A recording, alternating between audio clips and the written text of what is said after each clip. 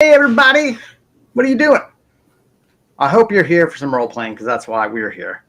Hi, welcome back to Karandrin Role Playing. This is episode 112 of Brise's Tale. My name is Kevin Manus Pennings, also known as Cracked Palantir, and I will be your host and game master for this episode 112. With my good buddy Max, as always, playing the beautiful and talented paladin Brise.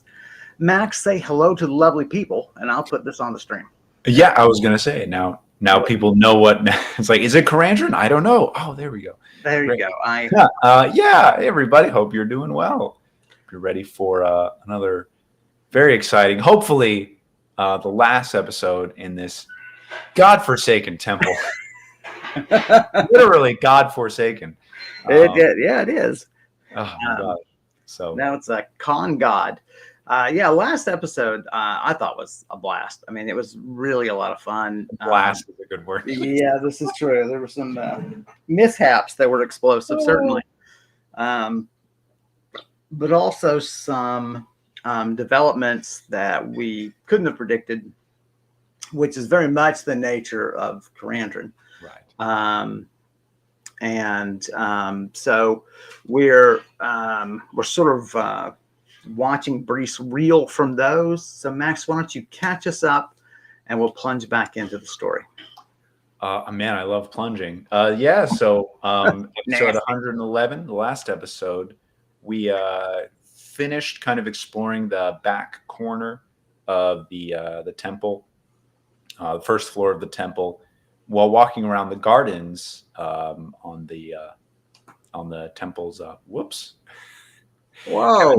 Came this little face. Well, I'm sure you can fix that. I'll just keep going. Yeah, please keep going. Yeah, we re-encountered our Fey friend Hallex, who we had met before, and given a little offering of food, kind of befriended them, and they were concerned that the curse on me, Volshad's cursed, which as we know it, if I die, I have a high chance of being revived as undead.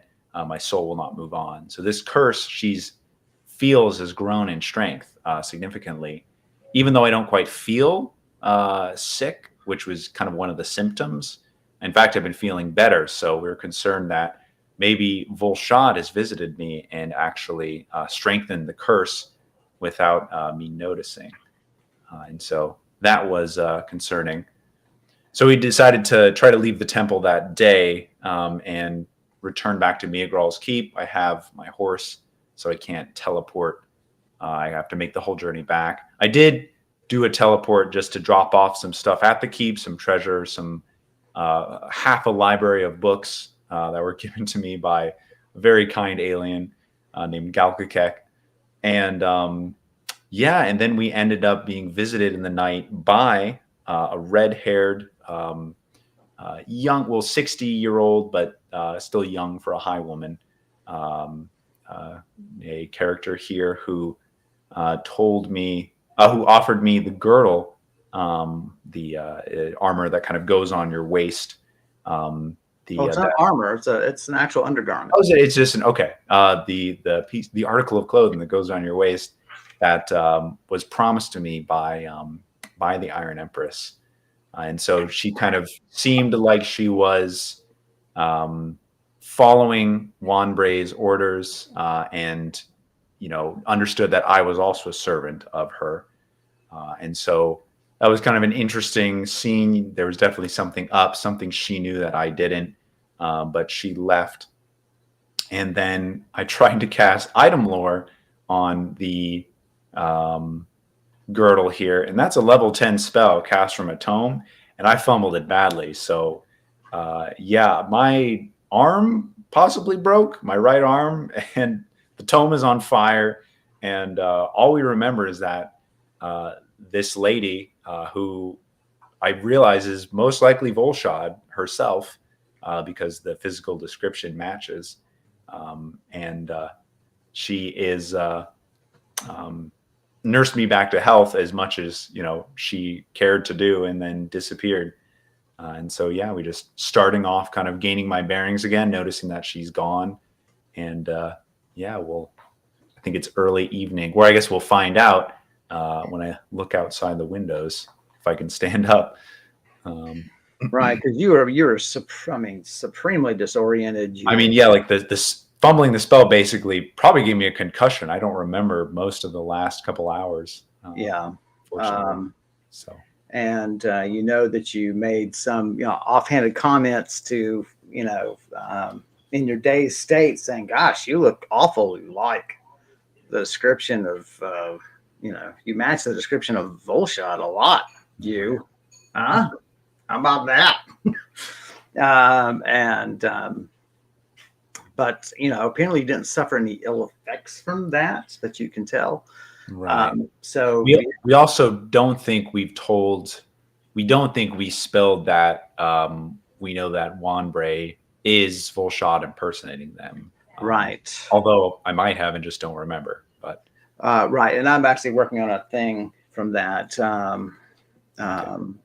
A caption to put up for that.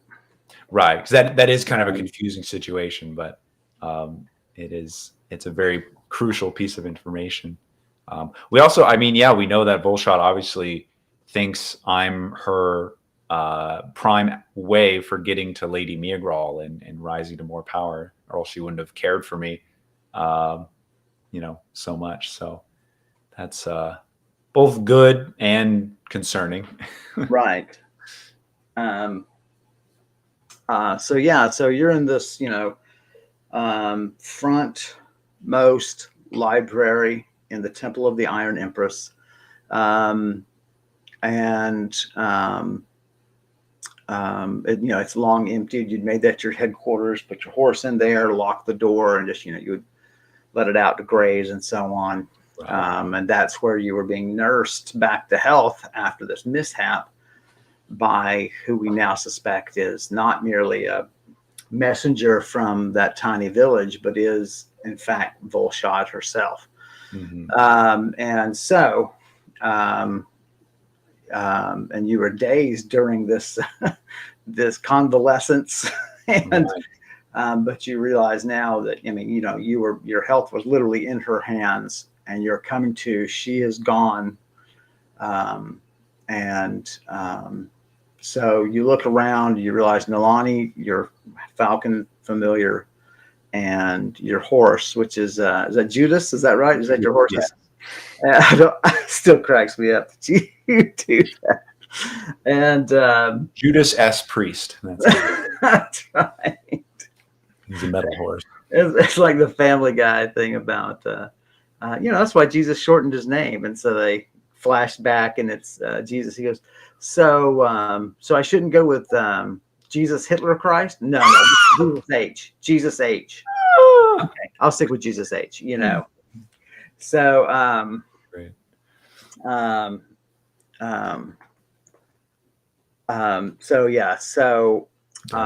They are missing. Well, I will try to reach out to Nalani mentally and just kind of establish that link, see if I can. Roll for me. 15. Great. Continuing from last time. With rolls. You attempt to do so. You get a blinding headache, and you can't push through to try to finish them reaching out. Roll for me. Okay. 60. You do hear hoofbeats, gentle hoof falls outside the window. You hear whickering and so on. It cracks me up that like you see on subtitles, like I guess they're urban, and so they don't know the difference between a whicker and a neigh for a horse. Whicker is that's the whicker. Oh, really? Okay. That's the whicker that they do. And a neigh, you just say neigh, right? Right. And shake your voice like bah. Right. Well, odd that neigh is an onomatopoeia, but wicker is. Well, yeah, you couldn't spell that, right? I guess I would start with a lot of P's and F's and H's. Not wicker. That's I guess maybe it's like snicker. It does sound like they're laughing a little bit. It does. And so it sounds very familiar. You peer out. Yeah. It's the dead of night. What time? You don't know. I mean, you are really tired. You're still very sore. There isn't any pain coming from your splintered arm. Okay. Splinted arm. Excuse me, not splintered. Splinted arm. Splinter. Okay. A little bit, Okay. No pain on my arm. So I look out the window. I search for my horse, Judas, out there. Yeah. I'll call out quietly. To I guess horses do they respond? I mean, they respond to voices. I mean, not to verbal. Some will. Well, right. I mean, I just like talk, like try to make myself present. Maybe you'll hear me. Yeah. Acknowledges you and then turns back to grazing. Oh, he's there. I'm sorry. I thought I didn't see him. No, he's there. Okay. Grazing about 10, 15 yards from the front of the temple. Okay. No sight of Nalani, but of course, she could be anywhere within. Well, I was going to ask. I mean, that sensation. I'm assuming that means the connection's still there, or do I just not know if that means you've never broken a connection with a familiar? That's true. Yeah. And so there's no way for you to really know how. I mean, I know I have disconnect. I've used the band, right? And you've severed a connection, but you've not had a connection involuntarily broken. Right. So I don't know how that would feel. Yeah. Well, okay. Technically, you said there's no pain on my splinted arm. Right. But moving your fingers, I mean, there's still just that numbness is almost over your entire hand. What is the damage to my arm? Is there any external damage, or does it just look like the splint? Any broken bone?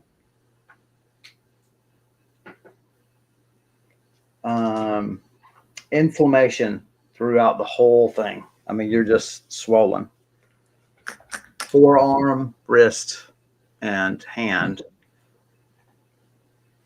I guess that's your offhand, though, right? That was still bothering you. I forget which one was it. Yes, left hand is my on hand. Yeah, you can see Brise is carrying it in the picture. That's why I have that. I should just draw like a little splint over. That's right. Drop it in infinity. Let's also. What about the door to the library? Is that open? I guess that's how my horse got out. I imagine. Or is it still in good repair? It's still in good repair. Okay. There does seem to be a mark on it, maybe some scorching. The door is closed.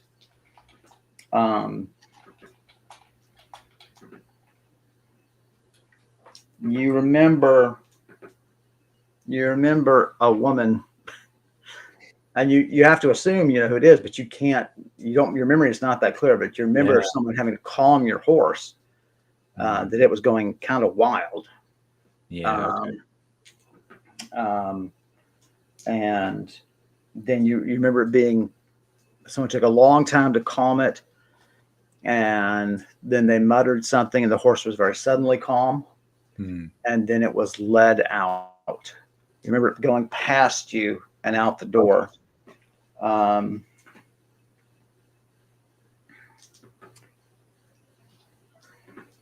And then memory after memory after memory, according to my 188 that I just rolled. Well, great. Comes flooding back.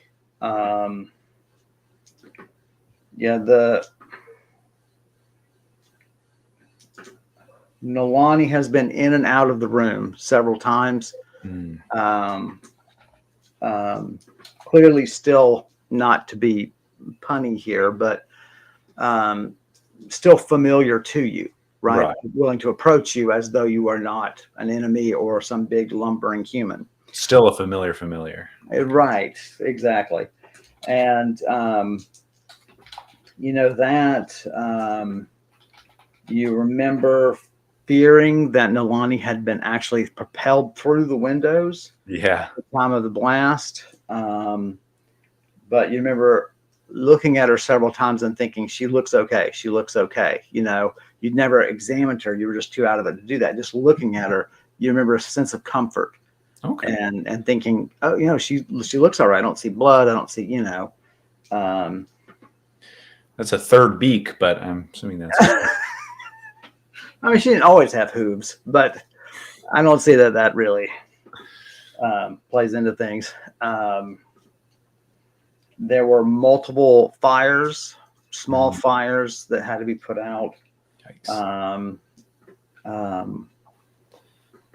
And you remember the woman rushing back in.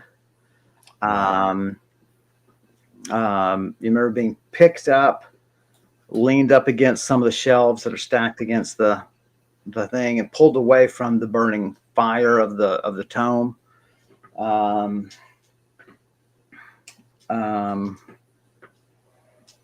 You remember just the anger on this woman's face. Yeah. And just the look of contempt at having to be a caretaker of any sort. Just really, you know, that is not her strong suit. And she says to you several times, I mean, grabbing you by the face and saying, if you were not my key to Mia Grawl, I would have let you burn. And so she fairly quickly adopts her earlier demeanor and manner. You remember her pulling a spider, right? The campfire tripod out of a bag, and then you remember, oh, she doesn't have a bag. She didn't have a bag. She pulled that out of the air. Oh, okay. Roll. 15. Yeah, you don't know how she was able to do that. That is an interesting spell. She sets it up over the magic fire after sort of reaching her hand to test its thing. She sets up food. She then gets water boiling and then comes to you, begins cleaning you up. Right. She's trying to speak very measuredly and obviously kind of control her contempt for being reduced to having to do this.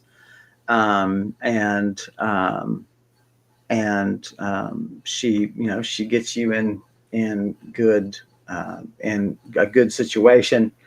You remember being forced to choose some things, Right. that made you feel better. Do I remember any other spells she may have cast on me, or anything maybe that seems unhelpful? Right. She did cast a number of spells on you. Right.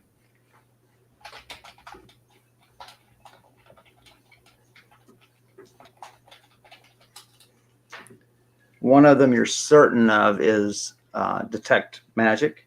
And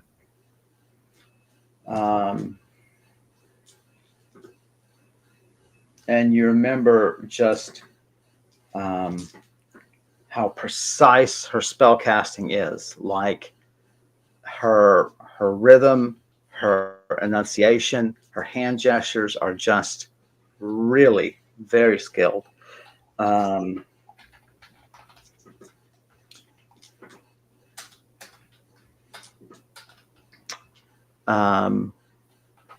So, you know, she checks a few of the places for any embers and things like that. When you remember then, sort of as almost though a third person, right? Maybe watching on a stream. You remember her, you remember as though watching, you remember you commenting, hey, you look just like Volshad. Right. And it just really brought her up short. And then she just throws her head back and laughs and says, you know, you're still just a little fool, and just pats your face gently, and she keeps working. I was gonna say for a necromancer, she's really good at saving lives. That's right. Well, that's the cool thing about the Rollmaster Second Edition system is that necromancers overlap with clerical Right. arts. Yeah. Yeah. No, I was gonna say she like. Of course, you would need to know all these other skills. Yeah. Right. And so, like, she would be delving into the necromantic stuff, much later in her career. Right. But she probably has, 20 levels of healing spells. Right. So, Okay. so she, busies about you, and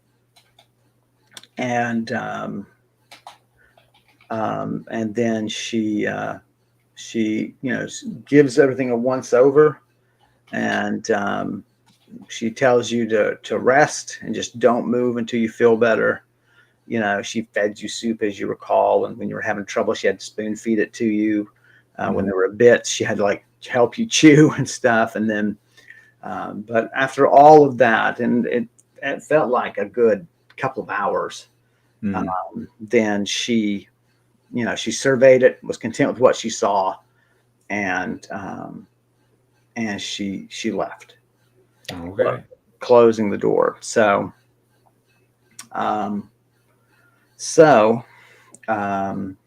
All right. So in terms of just some mechanics here, where am I at with HP and exhaustion then? So I was at 11 and 116, I think, at the time of the fumble.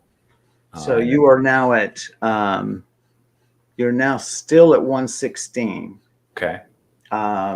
Your exhaustion, a meal, some rest. Let's put your exhaustion at 30. All right. And you're, you can tell like I said, you're desperately in need of sleep. Yes. Yeah. So I guess we just want to make sure all I need to do is just bring my horse in and make sure that fire isn't going to burn everything. Those are just the two things I want to do. So let me go and investigate the fire first. So, I guess if it's just still burning, I could just leave it. I don't know. If it's been hours and it hasn't spread, right, it's probably safe to just keep burning there. Clearly things have been moved in a nice circle away from the fire. Right. The stone tile is going to be, ceramic tile that they use is going to be fine to endure the heat, apparently. There doesn't seem to be any problems there. Is there any smoke from the fire? None. Wow. None. You know, it reminds you of like when your parents tell you not to like throw plastic and stuff into the fire because like it creates the like, noxious fume. I just got that like same fear. I'm like, I shouldn't be near this fire. Like, who knows what magic fumes I'm in. There's a sense of that. True. It's true. Yeah.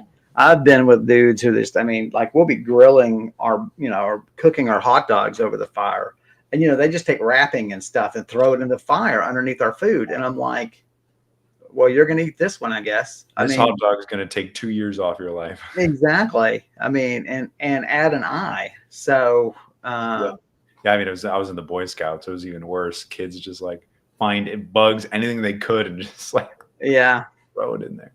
I don't know if I told you the story about camping with my nephew, and we had some gluten-free bread for his dietary needs.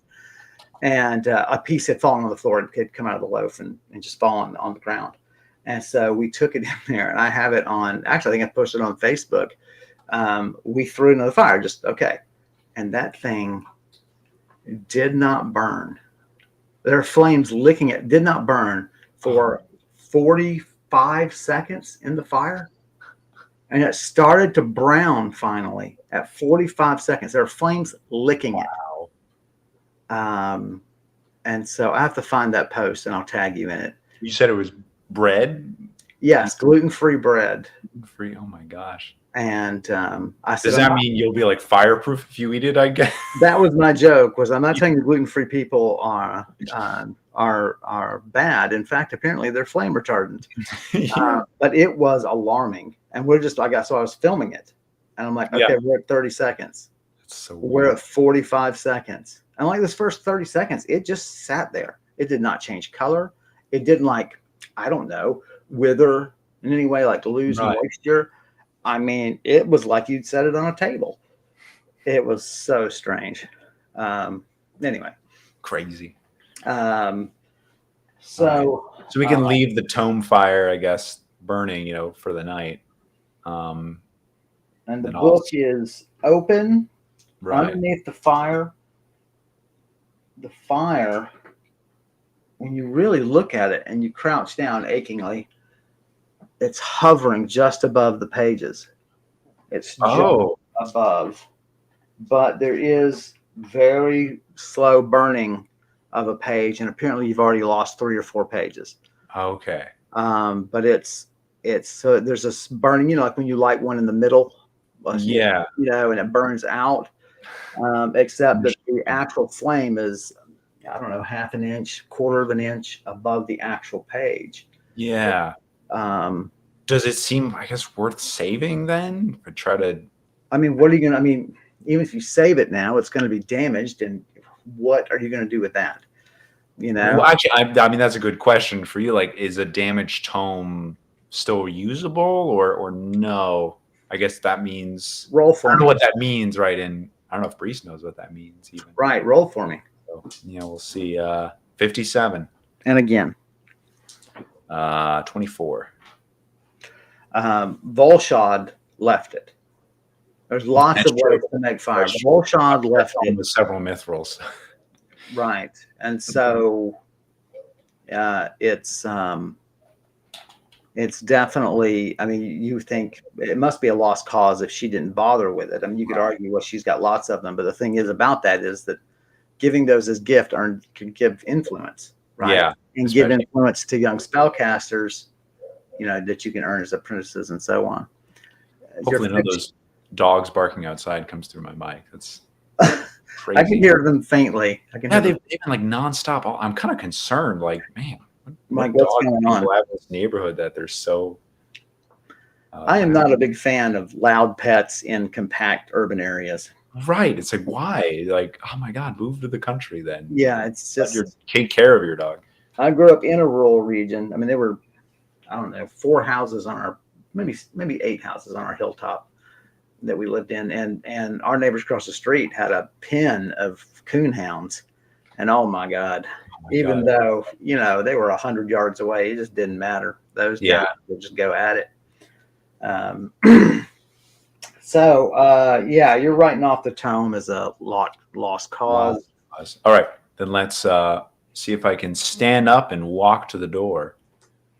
Yeah, you're sore as though, you know, having taken a fall. But you remember the pain in certain places being worse. So something has clearly happened. You see that there is a wrapping on your leg.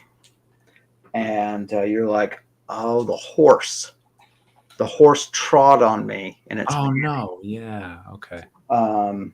But you're like, you know, you remember just the overwhelming pain of that hitting. Yeah. And it's much better. And so, you know, that binding is probably contains some herbs that are holding it to the injury.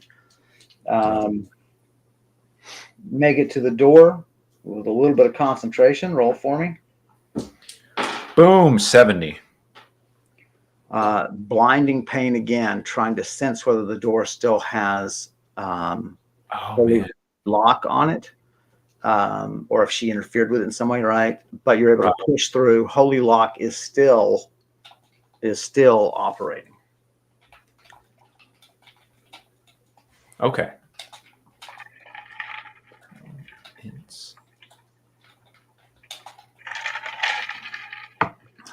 God, what I just thought of a great idea for a horror fantasy novel. Like a magician, like Holy locks a door, but he fumbles it, and it only like keeps him out. And so then he's just like in like this ruin, like trying to undo his own spell. Man, it was my last PowerPoint. No, that's right. He miscast a Holy Lock or similar spell, and it locks his mouth closed with his hands. Oh wow, that's even worse. Oh my gosh. There you go. You're like, oh, fantastic, just terrific, you know. Wow, wait. That's an interesting. Can you? Because you can holy lock an opening. Can you holy lock someone's mouth? That would be an interesting experiment to try. Well, like everyone has a natural resistance to magic. Right. You need to And overcome that. so you would have to overcome that. And that's going to be substantial. Right. And especially if they are a spellcaster, they're probably are Right. aware of it. Yeah. Okay. Well, let's we'll open up the door, go outside, and We'll have you take a listen first, just as Yeah, general caution. yeah. No, I'll grab my spear if I can. Just, sure. Use it as a walking stick. Exactly. Yeah. Walking Um, spear. This is a weapon. It's my walking spear. What do you think? exactly. My stabbing stick. You wouldn't. What is it? You wouldn't deprive an old man of his walking stick, would you? Right. Oh, right. Gandalf at Theoden's hall.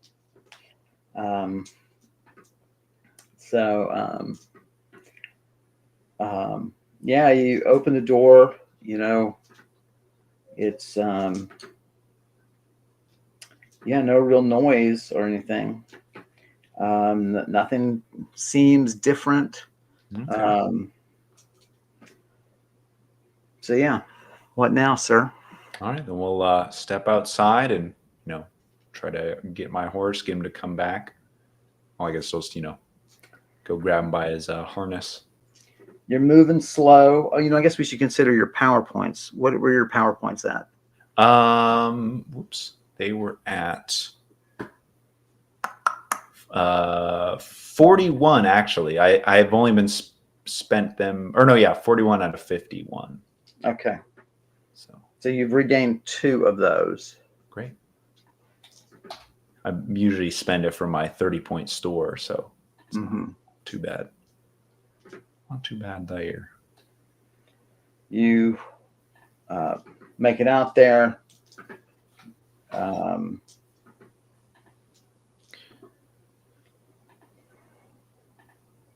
2 hours.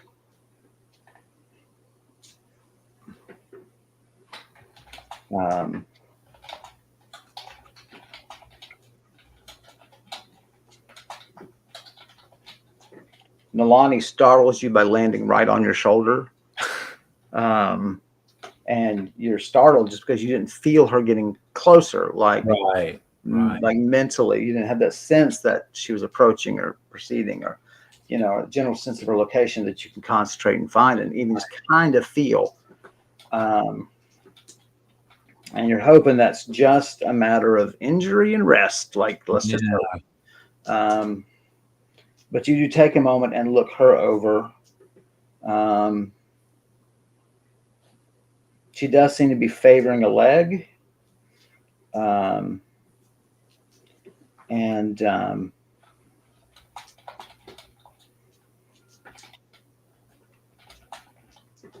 So, you kind of like attempt to kind of cradle her. Yeah. To get her off of it. And she accepts the help and just sort of rest. It's, rest with that fierce, independent look that they, Right. And you're like, oh, I guess you're comfortable and angry. That's a good falcon. Exactly. That's right. You fetch the horse. The horse has been treated. Absolutely. Okay. There's some thick salve applied to several wounds, maybe regarding glass or splinters or something. Several small wounds on the left side down the neck.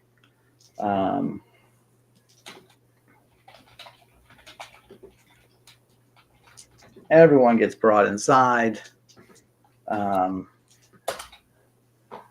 Welcome to Brise's Animal Hospital. I know, right?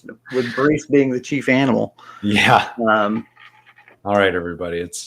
I want no peep out of any of you. We're going to bed. That's right. All right. Next we're gonna roll up our 3. So first roll. 83, 64,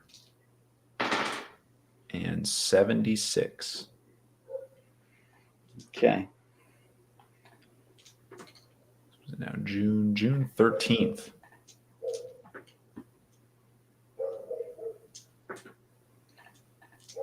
Roll again for me. 15.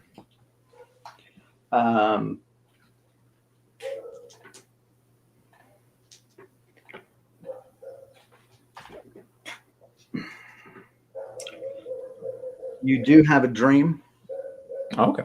and it is the Iron Empress. Though now, I mean, obviously now it's Volshad. Mm-hmm. And though you feel something's off about her appearance, but you just can't pinpoint it. So she looks like the Iron Empress? She looks like the Iron Empress, Right. but not as you remember exactly. And you just can't pinpoint what's changed. You are in a great battle, and as your enemies press upon you, it is the Iron Empress who strides forth and carries you in the sky away from the battle and lands and tends your injuries. And this red-headed woman who doesn't look like Volshad, but this red-headed, older, high woman is treating your wounds. And Juan Bray says,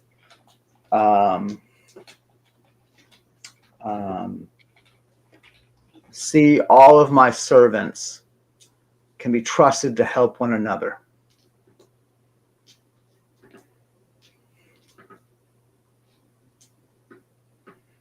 Even in times of great peril, your goddess reaches out her hand. And there is again, behind the Iron Empress, right, the elven woman, wasn't a woman? Elven yes. woman who is standing silently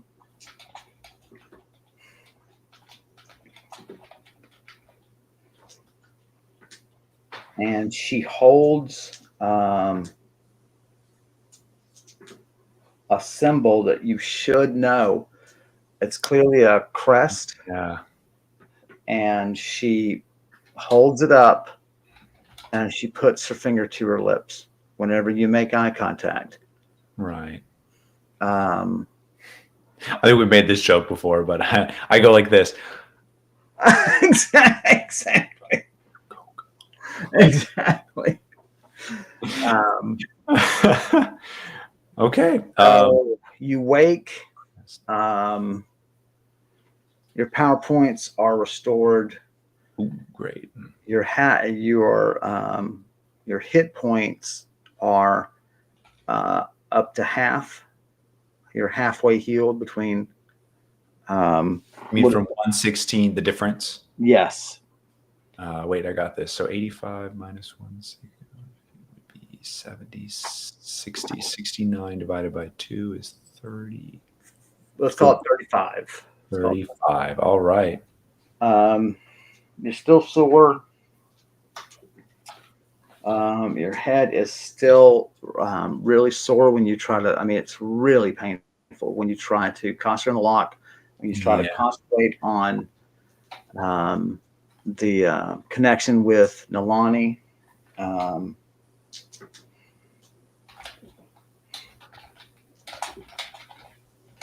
Roll for me. 69. I'm feeling very sore indeed. Definitely was the family crest of a goblin house. Okay. That realization comes to you as you're tending to yourself, and you're more mobile. You're definitely more active. You're at Minus 25 for all actions, especially with your offhand. Yeah. Those are penalized at minus 45. Oh my goodness. The numbness is better, but it's still quite severe. Right. So, spell casting, you have a slight penalty for spell casting. Okay. But there you go. So, you send Lonnie out, you just sort of lift her to the window and she launches off. You don't want to send her a mental command. It just hurts too much. What do you want to do? Well, do I feel good enough to make the journey back? Oh, let's talk about the fire. Oh, yeah, true. Yeah. Actually, I need to find out how long the journey was. I think it was 3 days. It's high noon outside. You have Wow. slept for a good bit, but who knows exactly how long. Right. The fire is literally down to the last, inch of pages, half inch. Yeah. And it's still burning just as brightly. Wow.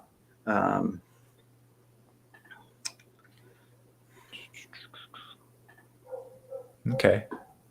So let me just step back. I do want to see how long the trip was exactly. Main hall. Oh, that's Well, you had some, searching because you were searching for a specific location. yes. So it was a little longer. Right. All you need now is to go. I guess is it not north? Is it? It's go south in this valley. Right. And you should hit a road. You should hit a road. And okay. Yeah, let's do that instead of. Well, I guess I can go south west. Right. That would take me closer to Balabry. Well, the valley's only going to let you do what the valley's going to let you do, unless you want to try to find a pass through the mountains. Well, yeah, I guess that's what I'm saying. Is like if it does, I guess you're right. I'll just follow the valley south, basically, and try to go that way. So that's basically what you did. Is you found the opening of the valley and right. cut through, because there was a very low pass that went through and cut this valley, and that's what the road was built on. Which, of course, makes sense. It's the easiest place to build the road. Yeah. So it was Yeah, it was several days of travel getting here. So I feel like getting to the road should be just a few days as well. Would make sense. But don't you have another load of books that you need to teleport? Well, yes. And I was going to say, is that too many to carry with me? I probably need to teleport those, you think? Yeah, because I don't know how I don't know if you have enough bags to pack them all. Yeah. I mean, I could leave them here and always teleport back, and then teleport when them you back. feel better. Better, yeah. We might just what is the difference between doing that and staying another night? Well, you're right. Exactly. And that's what I was going to ask is, do I feel rather I should just stay another night instead of get on the road and basically start walking through wilderness? Yeah, you're fine to stay. Okay. You thought you would just be sick of the place and so on, but you prefer staying, and just one, you can watch that fire and not cause any more complications for Volshad when you don't know how much stress you've put her under now. And secondly, you don't want to leave those books about and have Gal Kakek feel you ungrateful. So I took half of them. I'm like, I took the best half. In like his culture, right? Taking like half of something is like a severe insult. Like right, it's like giving the penny tip. Right, exactly. Yeah, like you gave a little, but not enough. Right. So what's the date today? The 13th. 13th. Interesting.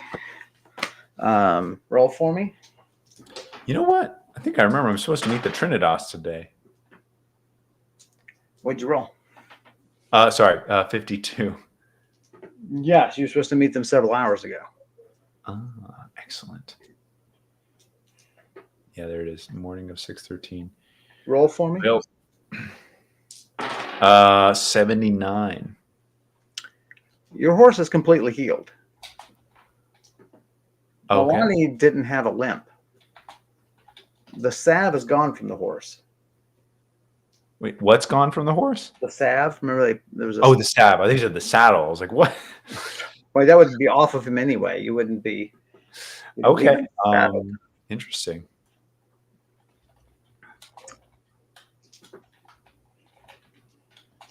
But now my horse Milani healed. Well.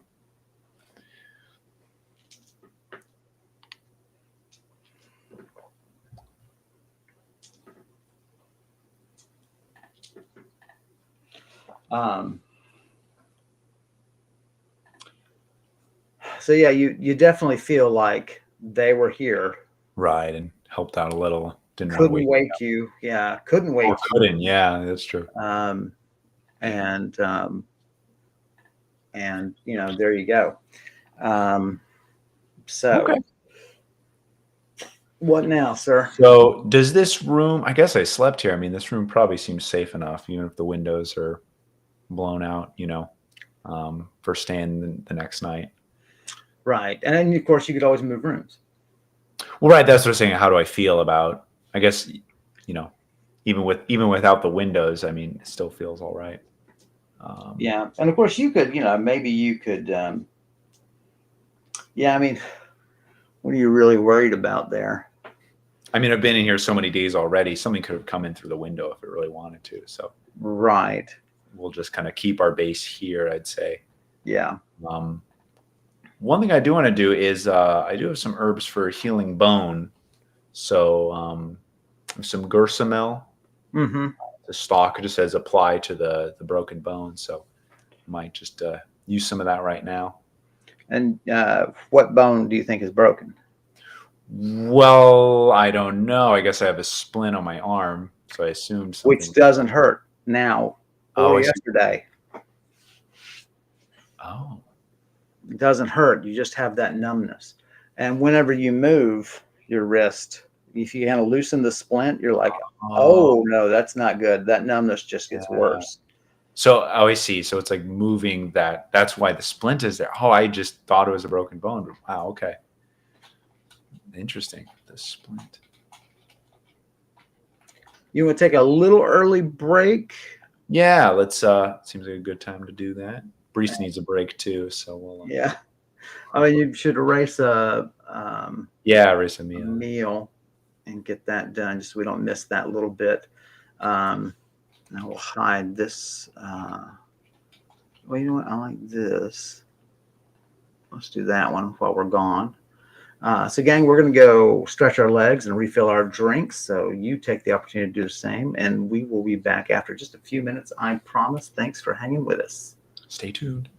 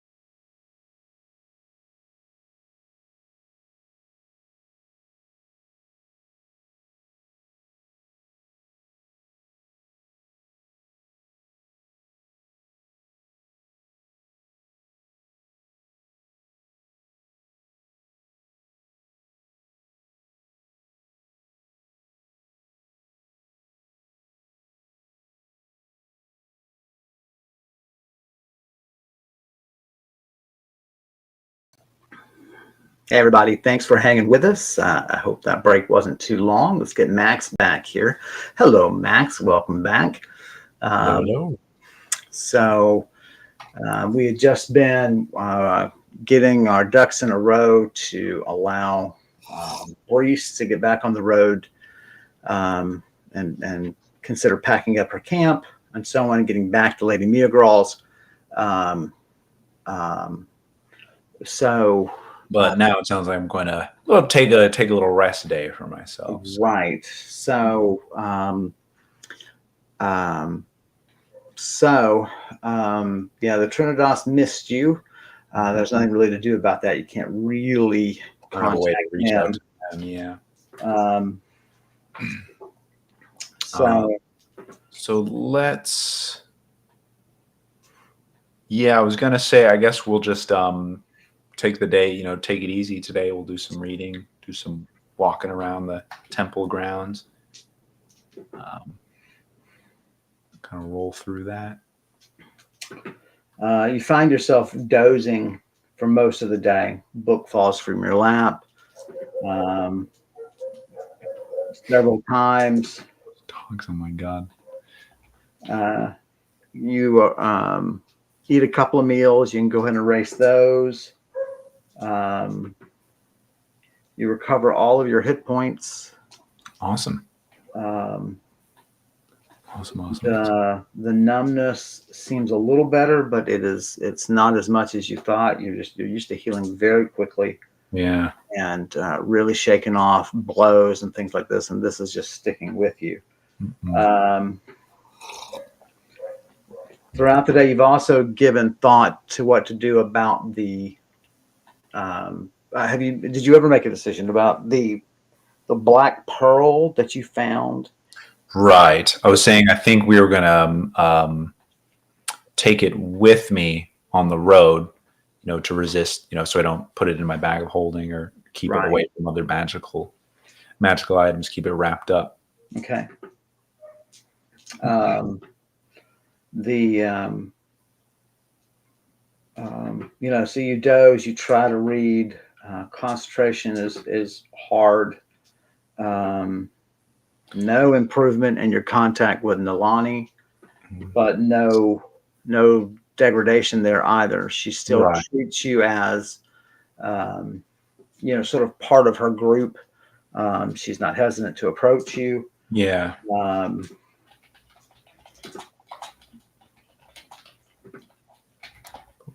Spells. One thing I do want to ask about is the little creature I have that provides light Yes. around my neck. I guess I probably would have just set that. I don't want to put that in my bag.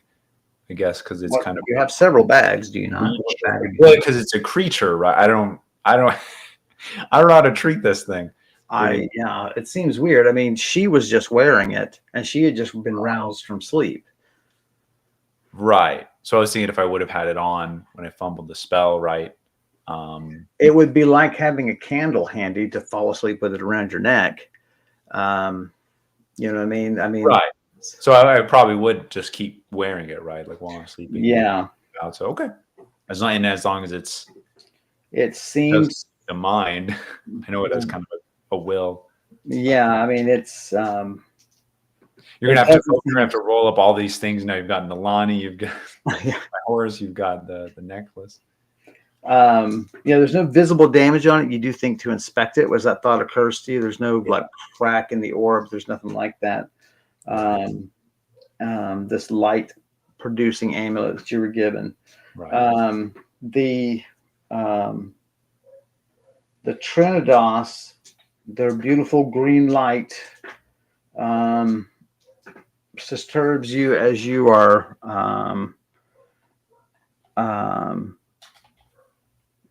as you were cooking supper that evening. Okay. You've gotten really the equivalent of no reading done, but you really don't care. I mean, you were just. Today is not a productive day. That's fine. Yeah, this is a recovery day.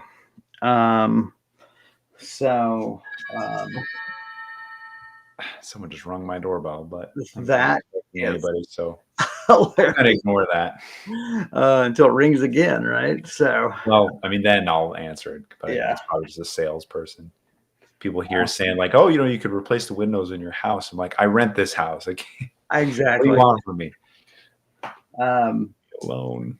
so the Trinidas emerge with the flower people, which as you recall, the flower people themselves are largely constructed of vines and sort of an enormous blossom, and then these big leaves, and they sort of hover as they move across the Right. ground.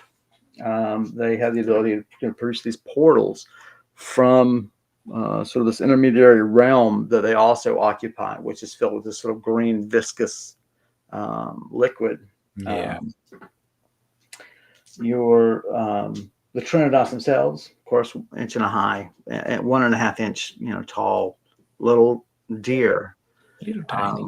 and they speak with a chorus of voices, and so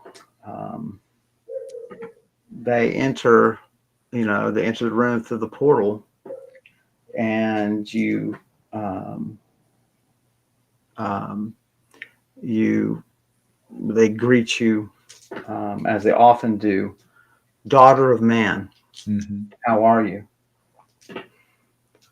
We have noticed injuries on you and your companions. We did what we could for them. Yeah, I say I appreciate that. Thank you very much. I did have a little bit of an accident, magical accident, but I seem to be recovering myself, albeit a little slowly. I think I should be fine, given some time. The spell book still burns. Was that the accident?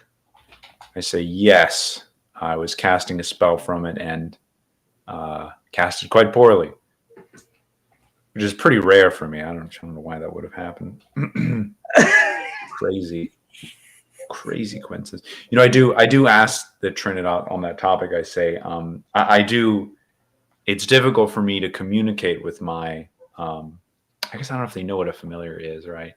I guess I'll just say I have a bond with my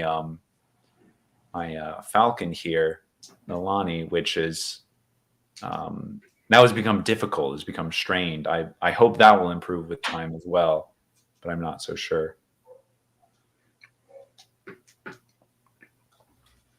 We sensed it when we arrived here earlier. We are unfamiliar with such bonds. Our relationships to living things are so much different than that of the daughter of man. But we can see the bond. The animal has accepted the bond, so it must not be too strenuous on them. Okay. Else we would ask that you break it. Right. But the bond does seem to now be very haphazardly formed. Oh, interesting. It is like a tree with limbs missing. We can simply feel that there is something missing in what should be complete and something symmetrical.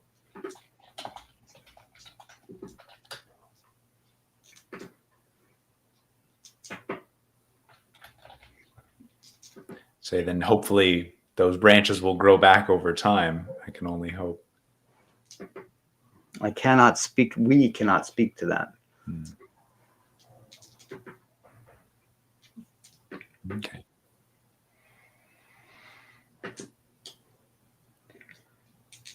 Have you told them? I guess you've told them. We've had a meeting with them about Verlag having been defeated, right? They know. Yes, Okay. I believe so. You know what? Okay. Let me I should just see when we last met so I can give them an update. Right. I've done Trinity because I don't know if I've told them about Kralum being a force that is returned. Trinitas visit on June 6th. Oh, okay, so this was before I'd gotten to the Temple? The temple, but like kind of right outside, I believe. So they Yes, would have known at least outside of the temple when I camped out that one night. They talked to me in the morning. So really, I guess I have no development for them because this whole time I've just been here at the temple. So, okay. Well, I mean, developments in terms of. Oh, I see what you mean. So they would know about Kralum. And Yeah, I'd already probably spoken about Kralum having the goings on, in closer to Balabry.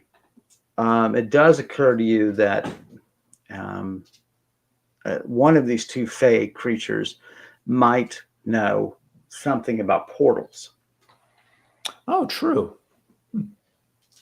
But of course, that's up to you. No, I'll definitely ask them about.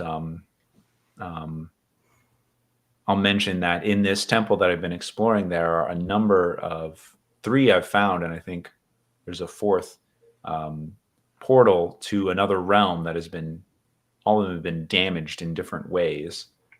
I don't know if that's something you're familiar with, or perhaps how to stabilize them or prevent them from causing more damage.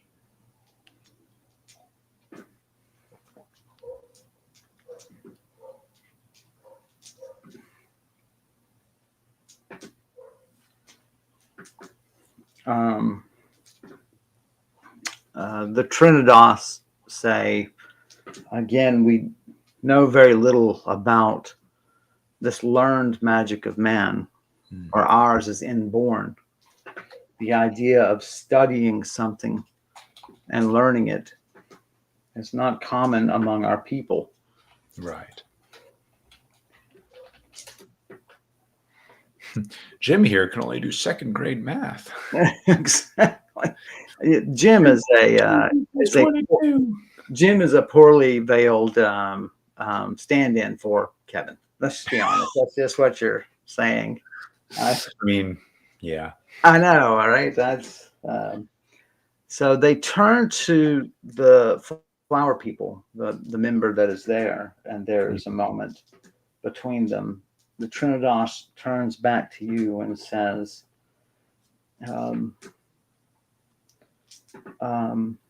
this Fey creature feels the disturbances you were talking about. They resonate into its realm when we're this close. So, hey, Quinn, welcome. Glad to have you. Hey, man.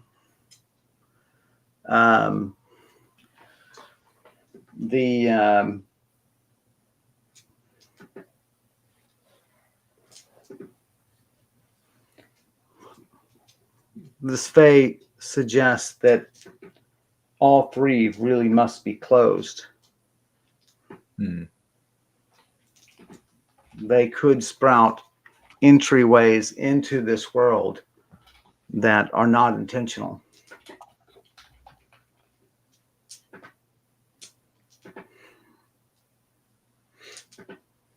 With some effort, his people could close all 3, but it would take some months.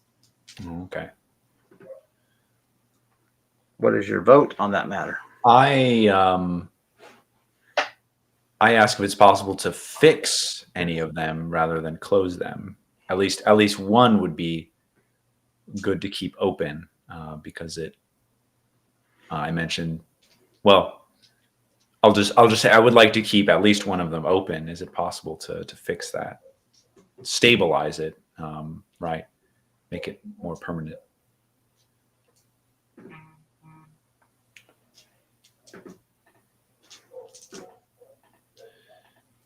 It is possible, but he would not recommend it to his people. It would endanger them too much to make the attempt. Interesting. Closing that is much safer for them if they're going to do anything, Right. Less to close it. Right. I just imagine like they're just like flowers, right? So everything's with like put some fertilizer on it, put some water on the portal, then just like whoop, close it. It's like gardening portal gardening. Yeah. Okay. So I say that's fine. Maybe I will. I don't want to. I mean, I guess if it'll take them months, I don't. Yeah, I don't think that's worth it. Really, this place is already abandoned. I wouldn't. I wouldn't put that task on your people to do that. The Trinidas again has a silent moment with the representative of the flower people, and turns back and says, "Very well, daughter of man. As for our news," and I guess just a moment of context for this is Right.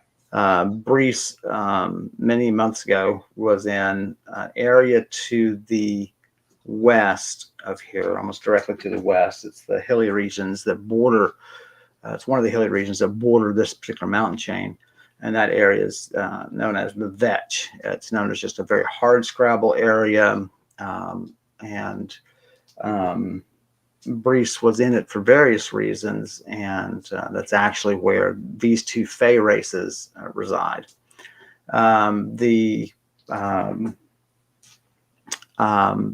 In operating there, Brise encountered a race called the Philistine, who are sort of a taller, slender, sort of halfling-looking people.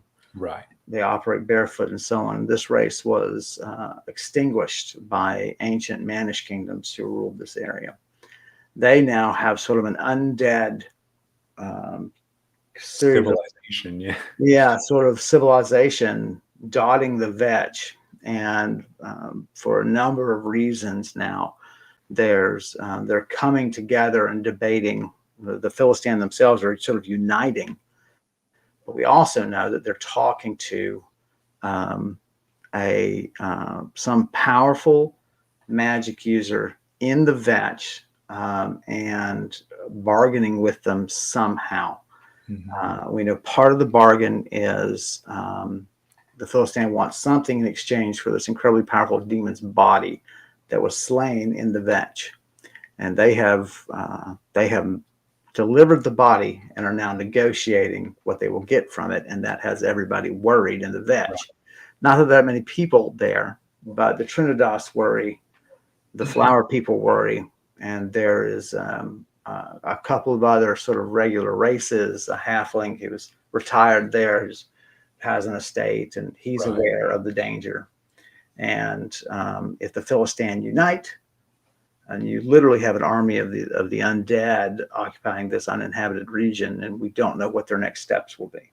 Right, and honestly, I'll give an update from 6 days ago when we met with the Trinidas. We know that many hundreds of the Philistine are gathering in the southern portion of the valley.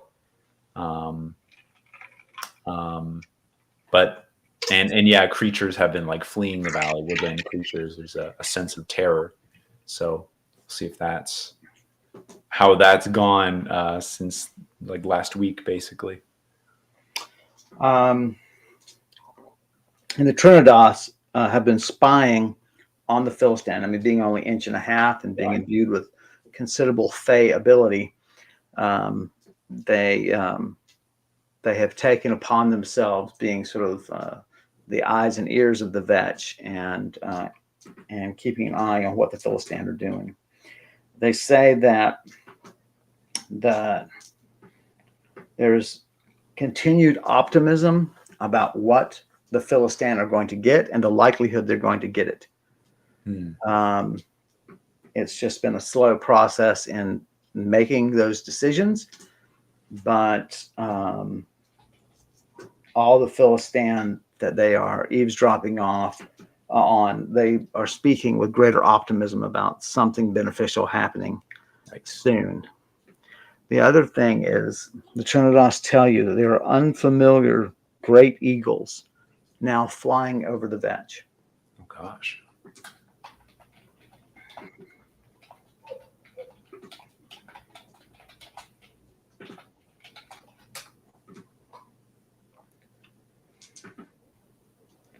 We have sent old greetings to them when they fly low enough to be seen from the for us to be seen from the treetops. Um, and we're certain they see us, but they have ignored our request for a council.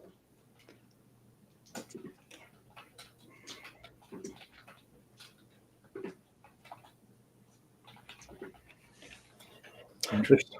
The Trinidas say, sadly, we have been too removed from the world, as we would know most eagle tribes and clans occupying the hills and the mountains of this area. But it's been many centuries since we've bothered to interact with anyone, and that may be costly for more than just our own people. Yeah, man. Okay. Are these, I ask, are these eagles, have you observed them? I mean, I guess, what is your feeling of them? Are they a good force or possibly something dangerous for the valley? We are of two minds on it, as is the halfling who resides here, Alverdal Kenna. In council with him, we have come to two conclusions. Either this is a third party who have become concerned about the gathering of the Philistine, or the sorcerer that the Philistine are making a deal with has recruited these eagles with promises of something to be able to observe the Philistine to better improve his position. Alverdal says he has no contacts among the eagles. And as I said, our contacts are long dead. The flower people know many eagle clans, some in the far jungles, some far, far to the cold east. But these particular local ones, their portals have never opened upon their peaks. So the flower people's strangely broad knowledge is simply too spotty to be of assistance. Right. That'd be interesting if, I don't know, I could be like a creature diplomat, where it's like, okay, you haven't talked to the eagles. Here's some eagles I know. Here's the Trinidas. Right. To establish communications again, right? Funny. I mean, it's kind of interesting. You've been an animal diplomat like on so many occasions. Yes, yeah. I mean, and it's weird because it's like it's very unique to Karandrin. It feels like, because I'm a paladin and I'm obviously working for the temples to banish evil and in the name of the gods, but I'm also doing this weird subtle kind of diplomacy that's Right. just as beneficial and just as yeah, that's one of the great benefits of Rolemaster Second Edition, and maybe even later editions. I can't speak to those, but in terms of they really don't shoebox you. They don't, and they give you that ability because they just say, okay, if this is not in your wheelhouse, then simply learning the skill becomes harder, but you can totally do it. And so as circumstances have driven you in certain directions, you found yourselves in these sort of unfamiliar roles. Right. But that fortunately broadens the character and avoids the stereotypical stuff. You and I talked about one of the tough things for me to do as a game master is to play with people who have played D&D and things for years, because they have so many bad habits that I have to break and bad expectations that I have to break.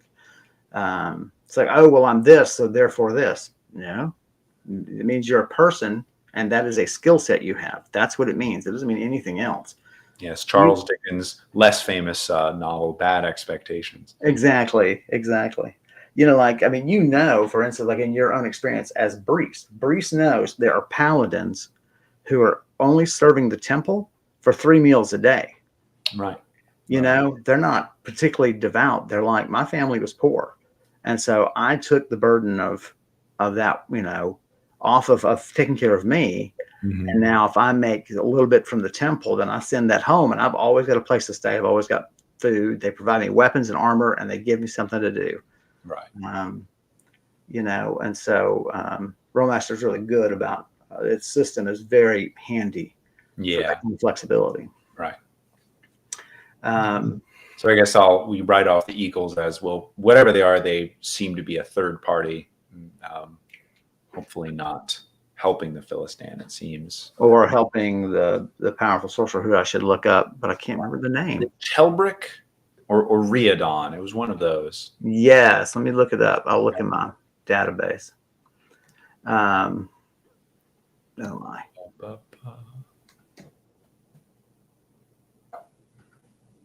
It must be Riadon. Let me double check. No, Chelbrick is in the Vetch. Oh, yeah. Body a luck to Chelbrick, are seeking to become a power in the world again. There we go. Chelbrick is this powerful sorcerer that has allied himself with the Philistine. Don't quite know why, but I guess they offered him the body of a demon, right, for his magic, right, for his research, right. And he seems to be keeping them in check. We also heard that the Philistine are hesitant to attack the entire Vetch for fear of angering this sorcerer. So in a kind of way, he's kept them under, from becoming just a rampant force. Yeah, he's sort of this wild card that. Oh, right. We know Chelbrick is an acquaintance of Tanzot. I forgot about that. Right. Which and is right. The chief wizard to one of the neighboring lords to Miagral. Right. Crazy. This is what I love about just search through the notes, just find and see a person. And it is absolutely, I mean, it really is. I mean, I know that something is not going to be for everybody, but it is a great feature of Rollmaster or Karandrin, at least. It is so detailed. You really do need to keep notes. And but digital is the way to go, because you can search by date, you can search by whatever, and hop on over. So so anything else? Anything? Did they have any, I guess, updates on the Philistine? I guess they just said they're optimistic about what they're planning. Yeah, things do really seem to be moving, although not quickly. Right. But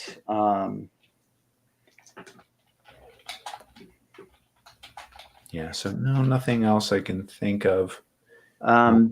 They ask if you've had any more encounters with Kralum, and I should probably develop a. Right, and I'll tell them no, but I have been out here in the wilderness this whole time, so in part to avoid him. Right, that is true. Why don't you remind the audience who Kralum is? Kralum, oh man, Kralum was that's a long story. Essentially, a demon lord that was trapped here by a sorceress named Verilag. He was basically the source of her power. And in order to disempower Verilag and keep her from taking over the world, or at least taking over the nation that she once controlled again, we ended up having a plot to free Kralum and sent him back to his demonic realm. Unfortunately, now he is trying to find another purchase in this world. He's already tried to influence a wealthy noble woman by the name of, I forgot her name. Ordia was her nickname. And we kind of took care of that plan, and we haven't heard about Kralum since. But he's definitely here to stay. And he definitely has it out for me. We've kind of deduced he would like to see me in a lot of pain, if not dead. So yeah, we've been on high alert for that. Although I do now have this. Why can't I not remember the name? I was going to call it a cummerbund, but it's a corset or a girdle. A girdle, right? That's just armor has such weird names. I always can never remember. It's not armor. It's not armor. You know what? My girdle has great protection against demonic possession, so hopefully that will help me a lot in preventing Kralum from doing me a lot of harm. So we'll see. Also, I was really funny. I wrote down the girdle. I actually wrote Femonic Possession. I just thought that was pretty great. That's Yeah. fantastic. Female demons only, because of course it is a female piece of clothing. That's right. So well, there you go. You got the caption right there for all our lovely viewers. yeah, I just want to see how long it was and how did it look. So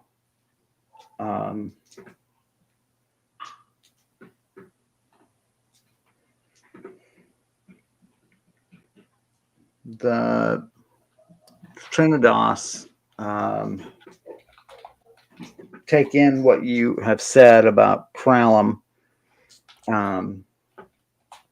They are going to try to increase their efforts to at least find out what's on the table for the negotiations.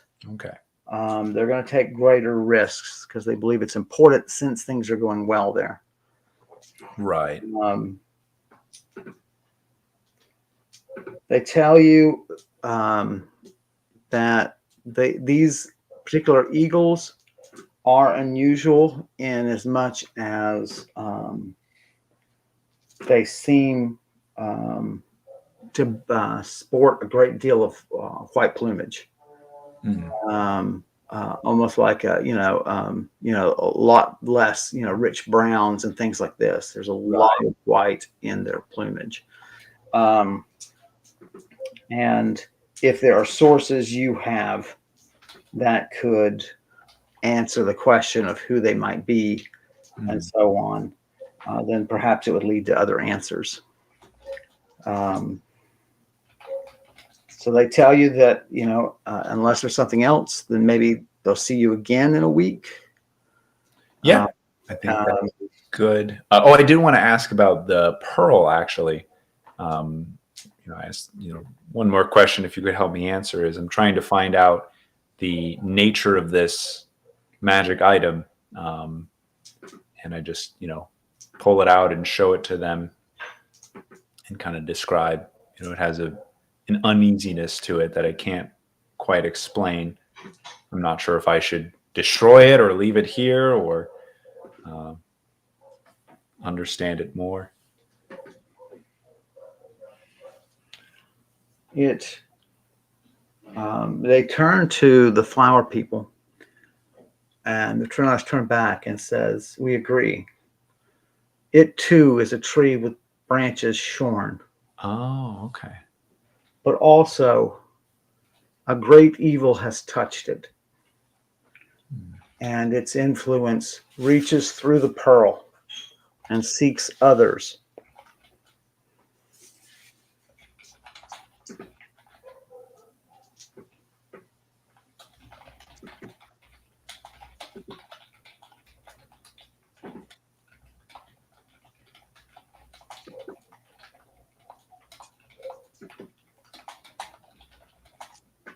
Interesting. They advise not carrying it about with you. Okay. And that if there's some way to put it out of reach of others such that it is never found, then that would be ideal. Throw it to the bottom of a river where no one will find it. That's right. Philistan 10,000 years later. That's right. When they established their new undead empire. Yep. Okay. Noted. In fact, I think I will probably just leave it here, maybe in the library. Yeah, but that the come back to it if I need to. Well, yeah, but that people are coming here. Not for a few weeks. I mean, yeah, but you're going to come back to move a pearl. I guess. Well, I don't. It's there's been so many like evil things in this world. I'm just trying to be very careful about. I don't want to bring it into Mirgral's keep and then. No. I'm not suggesting that. I'm just saying you've got a lovely 1.5 day, 2-day, 3-day ride through a very remote valley, and you could just put it under a rock. Oh, well, okay. I was still thinking of researching it more, but I guess. Oh, you want to hang on to it? I don't know. Well, because that's the thing. Brise is really interested in magic items, right? And I feel like she would want to find the truth behind this thing. But I mean, she's also, you know, for the force of good, right? So maybe like a discipline roll to see which one. Sure. No, I think that's terrific. Roll it up. Yeah, we'll see. Higher is to, you know, do the right thing and hide it so no one can find it. 17. All right. Well, you are. You thank them for their advice, and you put it in your pocket right in front of them, and you know, you're like, yeah, that's no, I've Noted. All right, I'll keep it to myself. That's right. Well, definitely, I'm gonna make it a ring. That's what I'm gonna do. I don't see any temptation in being a ring. Who's ever been tempted by a ring before? That's ridiculous. Let's see. The most popular card game in the world has a brilliant mechanic where you use the. Never mind. Yeah. It is weird that Magic the Gathering basically made the ring is like you wanted this time. It's like, well, I don't know. It doesn't have any ill effects for you in the. Yeah, I think it's a pretty poor manifestation of it. I would love like at turn 5, like it's 4 turns, right? And then the 5th one should be like you just lose like 10 HP, right? It's just like, okay, you know, you're running a big risk, something like that. But yeah, I mean, yeah, I think that's the. I am not the creator of Magic, so I can't. I mean, I think really it should be. What if you make the powers even greater? Okay, drop all the dumb ring bearer stuff. Who cares? Just give it really significant powers that you can have in. And they grow with longer possession. But one of the abilities is pay 5 life, gain possession of the ring. Right. And any player can play that ability. You know, and that would be, you know, but it's really, I don't know. I find it very boring. It's just not really representative. I mean, the Gandalf they did was terrible. I mean, it's not Gandalf at all. I mean, it's just, you know, he's a nice scrying deck, if that counts for anything. But anyway, about Magic, let's. yeah. All right. So yeah, I pocket the pearl, you know, and then I think that's everything. So bid them farewell and thank them again for helping out my animal friends. So now the morning of the 20th, they will see you. Right. For an update, or sooner if they learn anything about what it is that's on the table for negotiations, what the Philistine might gain. So that'll be 6:20, and so they wish you well, daughter of man. The flower. The member of the flower people opens their great green portal, and the tiny Trinidas and the flower being pass into the portal, and its green light closes, and they are gone. All right. So evening rolls around.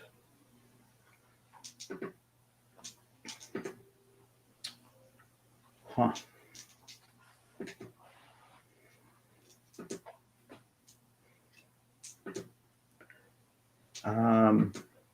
You go to bed sort of unwittingly. You just kind of fall asleep, you know. Yeah.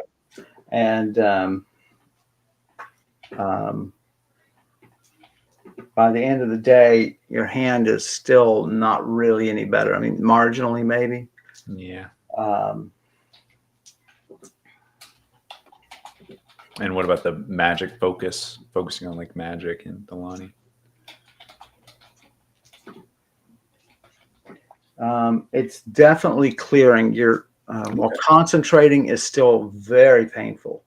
You can sense Nalani now, like you'll get snatches of her perceptions, right? Just sort of unwillingly, you'll get them, and you're like, oh, okay, that was her landing on a branch, and I'm just for a moment I'm there with her, and then it's gone, and you're like that's back to normal. That's great.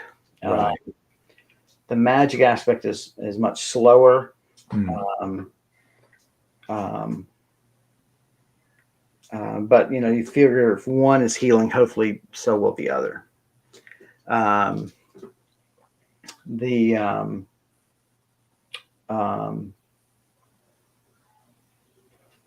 you pass out in the middle of the night. You're awakened by the flapping of wings. Um, they are coming from an upstairs window on the far side of the temple. So that's to the southern side of the temple. Okay. Definitely a pair of larger flying animal.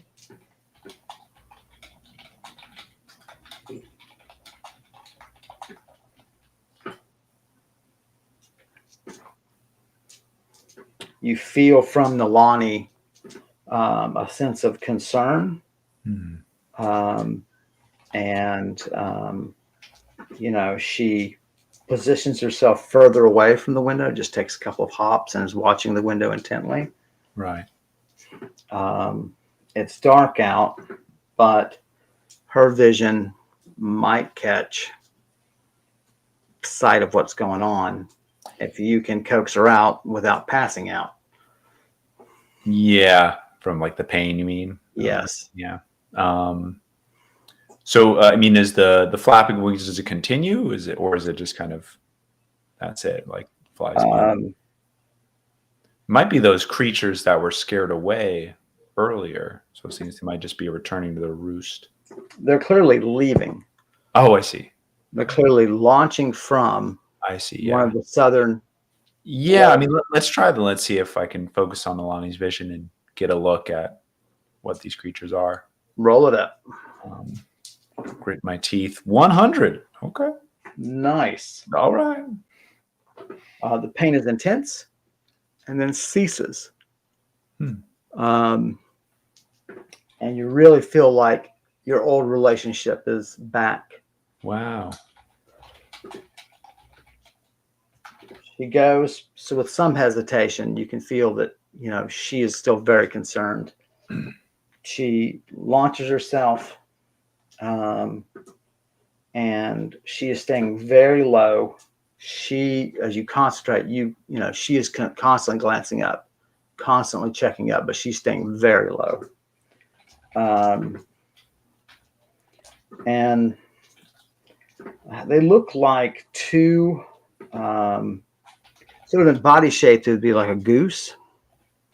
They're larger than geese. And their necks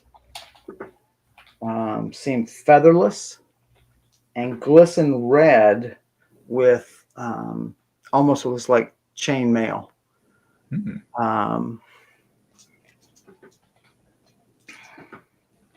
They do not notice her. She can only go so far, of course, before she quickly runs out of range. Right. For you, she loops back within the range.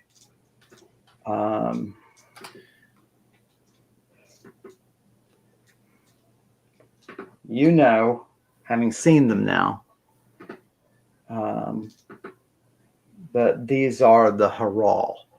Herrall.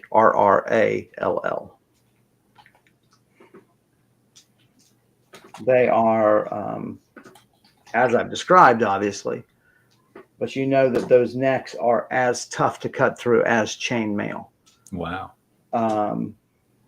And their beaks and head are very heavily protected with sort of knobs, so these sort of red, angry knobs. Their eyes are silver with black pupils.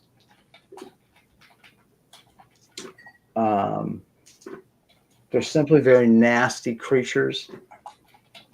They feast on live prey, and they basically attack using those long necks just to strike like a spear.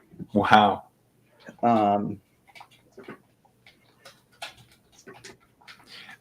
This is funny because Google wants to autocorrect. I wrote red necks, and it's like, did you mean rednecks? So now you said they're nasty creatures. Now I just imagine like, oh, Bill, I'm going to take down that weasel down there. Watch this. Exactly. I grew up among rednecks, and I just, it's just such a shame that such a good, fun people, right? And all my relatives, and it's just like, but they're, I don't know, they're just afraid of change. Mhm. But man, like if you knew them, yeah, shirt off their back, sleep on the couch, whatever you need. But yeah, my whole family was that way. So But the two geese are talking to the two of them are talking to each other. It's like, man, my neck's sore. Have you tried turpentine? oh my Lord, on that there AIDS. Watch the last stream. Your reference for that. That's right. You'll get some of my family history, my very colorful background. Um, so yeah, you've heard adventurers talk about these, overheard, etc. Very keen sight, Hmm. and they may be able to tell even where you've been and be able to track you. How they do that is not clear. Scent is one possibility. Yeah. Um, Well, I'm glad they're flying away. So not mess with them. Nightly hunt. So, but it's something else to mention to Migral in your list of points. Well, I guess that's an interesting point. Are they? I mean, they're nasty, right? But are they? I guess are they hostile, and do they? They will eat any flesh they find. Okay. They're Very hostile. Yeah. they're very territorial. They're crazy territorial. Like as you approach the nest, it's rabid, but yeah, they have there does seem to be some delight in destruction for them, tearing the thatch off of villages, Yeah. even when they, killed a few sheep and are more than full, you know. So,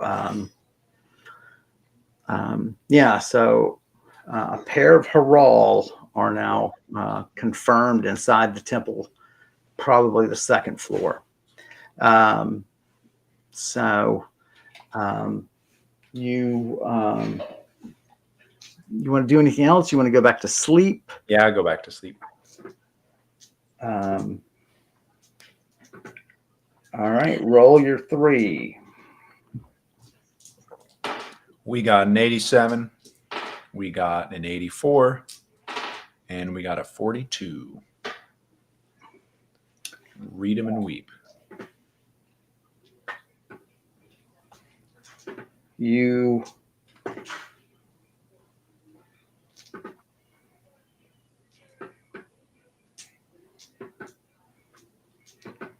dream again, and it is no small matter, and it is no real dream. Oh man. It is the elven woman who is alone with you, save for a Volshad who is asleep on the floor beside you. You guys sit Indian style, I don't know what else, cross-legged on the floor beside the sleeping Volshad. She is just out of reach. She's just right there. Yeah. And this elven woman is looking across at you. And she says, "We must be very quiet.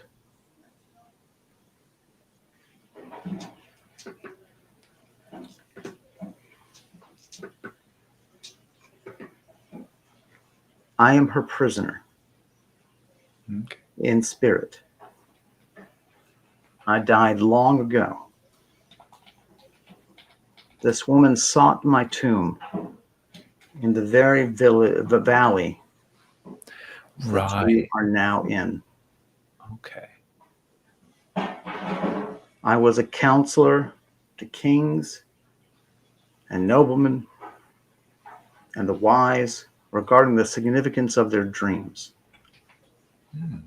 What they did not know was that I had an inherent ability with dreams. Volshad found out. Hmm. Oh, okay. She is using me to cast her into the dreams of others and build her reputation Right. as the Iron Empress. I didn't expect all this to come out.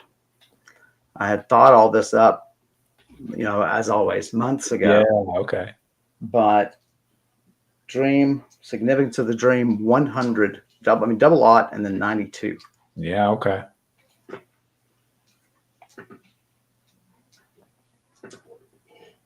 Wow. I beg you to set my spirit free, to find a way to let me return to my rest, and to stop this evil woman from putting any more people under her evil influence.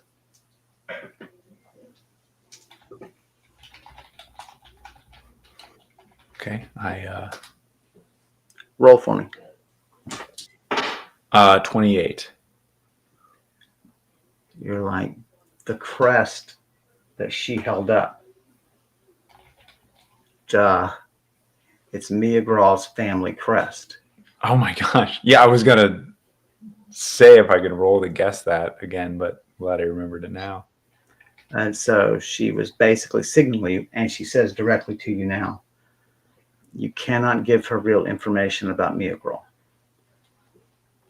She plans to become her chief advisor Right. and interpret her dreams.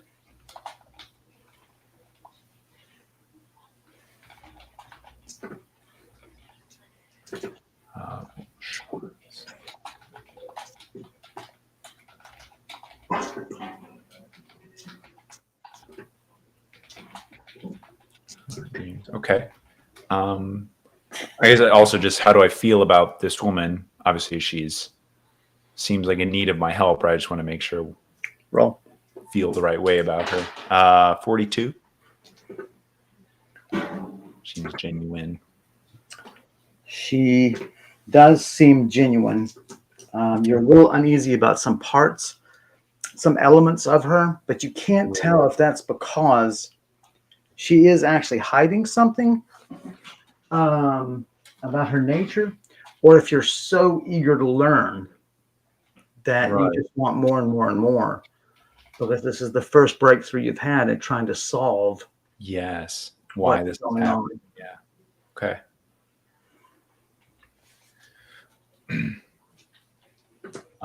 Okay. I ask, well,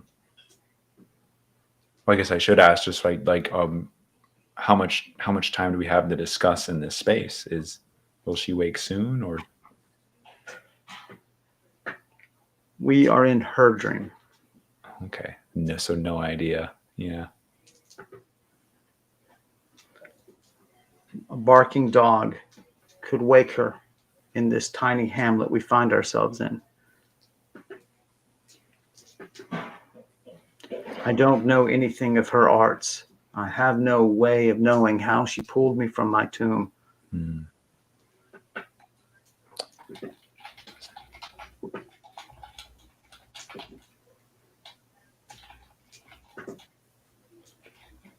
I view the world out of my prison. It's a small room with a chair, a small table, a pitcher. I have a sense that we are on at least the second floor. Outside, I can hear farm animals. And there are so few voices here that I've come to be able to recognize them in a matter of weeks. Hmm. The village must be tiny.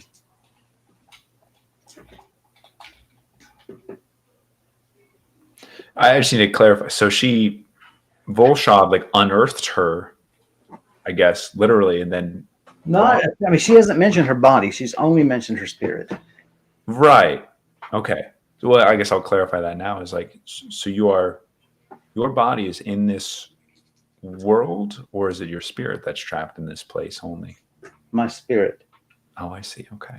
And she has the ability to inflict great pain on me, as well as threatening the children of the village if I do not comply. Okay.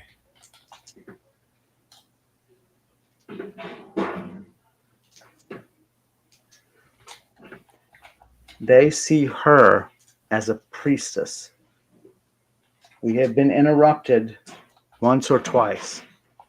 They see her as a priestess of a goddess called Wanbray. Right. The Okay. village has come to embrace this Iron Empress as their god, rejecting their former beliefs because of the gifts and prosperity she has been able to generate for them.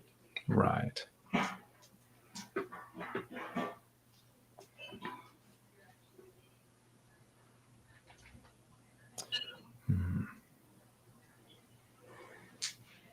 Okay. I ask if you try, I mean, I'm just so concerned about the prison, right? So it's like, so your spirit's physically contained. If you try to leave then without her noticing, are you able to?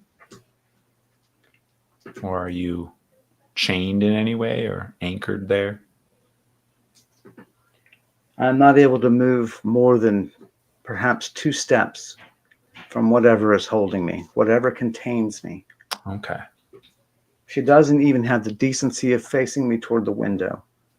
I while away the hours watching the sun pass across the walls. Damn.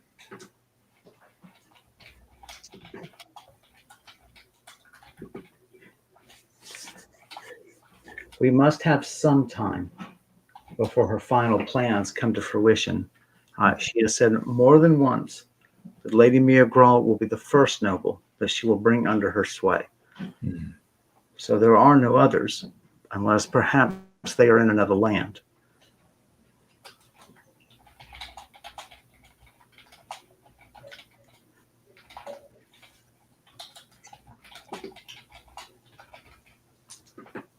Mm. Okay. I ask, do you know where your tomb is, in case that would be helpful in discerning like the nature of the arts, right, that you're trapped by? My tomb was above a tiny village that I was one of the chiefs for. Okay. But I understand through her mockings that she has enslaved some of the souls there too, using some foul candle. Right. So I say that. Do I know the name of that village? I can't remember. I don't think you know the name of that one. You know the name of the one she's in. That I do know. We had that confusion. Yeah. Remember what you and I had? Yeah. That's right. Okay. So I say, I tell her, I think I've been to that village. I will try to go back there and see then if I can locate your tomb. Okay. You must know more about these arts than I do. I mean, trying. Okay. This one with the candle. I'm kind of proud of this idea, right? This is really organic and really fascinating. And I'm like, man, how do you thwart a plan like this? It's like she's just like, because you're not, like you read a lot of, or like you read a lot of like modules and things like this, or people's story ideas, and it's always, oh, they're going to become a god. Well, if it were that easy, right? Even for one person to do it after a year, I mean, I don't buy that, right? You mean like the antagonist becoming a god? Yes. Or you mean how she's influencing Miragral? But not just not only is she not a god, she's simply presenting herself as a god. I see what you mean. Yeah. Right. And you can convince people and so on. And the very fact that you can perception is everything. Yeah. Right.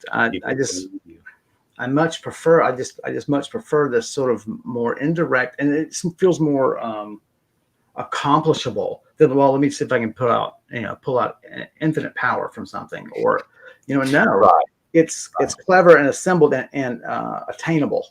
Right. Um, so, So, excuse me. It's also very frustrating for a protagonist here to try to thwart. Okay. So we know, but I mean, okay. So we know the village she's in. We can even ask Bolshad to lead me there. I mean, on the pretext that, and don't, especially in Karandrin, maybe more than any other role playing I've ever played or observed, information is so important. right. And usually players are paralyzed because they haven't realized they don't know enough yet. Well, that's what I'm trying to think of, what I don't know, by thinking of plans, right? And what's missing from them. So, so she knows she's convinced the whole village. I know she also has all the undead in the valley and the ogres and trolls or ogres as well under her thumb. And they're not undead. Right. Right. So either that's a dream job. Yeah. Or it's just a bargain.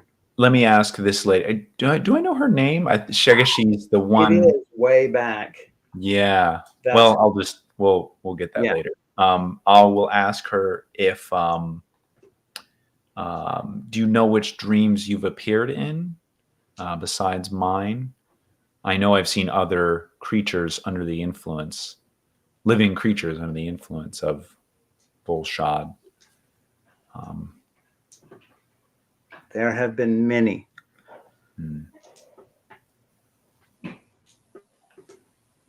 Mostly those in near Lady Miagraw's keep. Right.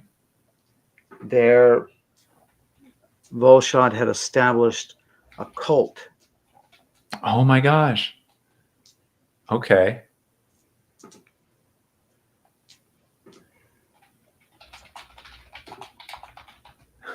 Of Balabrians. I guess that's what you'd say. And it was they who were the cornerstone of her power outside of this hamlet. Right. He pauses very quickly and watches Volshad, and Volshad stirs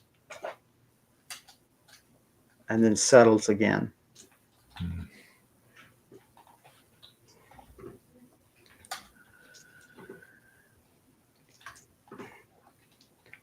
But also, there are a number of prominent contacts in a town called Dongrel.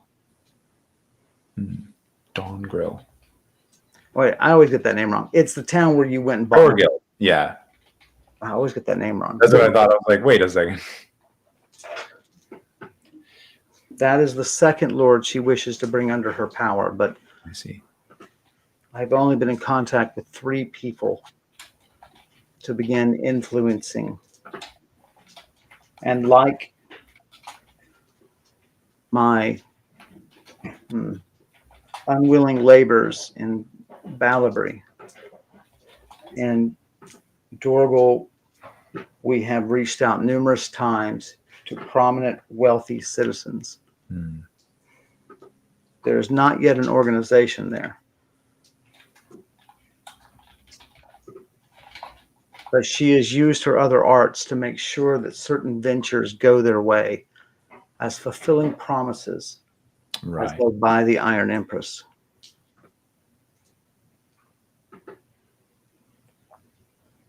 I ask why can we communicate why is Volshad asleep in this dream, and will this situation happen again? Will we be able to talk again face to face? Our repeated intrusions into your dream, or broadcasting of a dream of her making into your mind. Gave me insight into your being. Okay.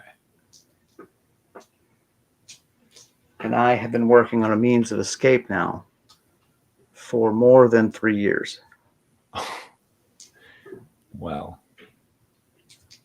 probing her mind gently for a way that I might use her dream to bring someone in. gotcha. Wow. Okay.